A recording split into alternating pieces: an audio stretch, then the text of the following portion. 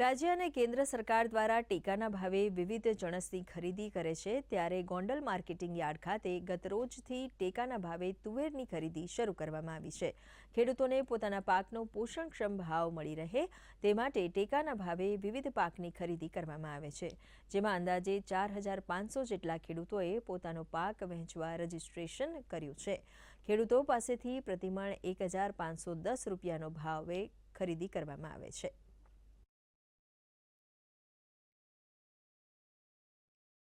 સરકારશ્રીની જે યોજના એમએસપીની છે એના અંતર્ગત તુવેરની ખરીદી ચાલુ કરવામાં આવેલ છે ગઈકાલથી। કાલે પણ 25 ખેડૂત આવ્યા, આજે પણ 40-45 ખેડૂત આવેલા છે અને એની તુવેર 1510 રૂપિયા પ્રતિ મણના હિસાબ ખરીદ કરવામાં આવે છે।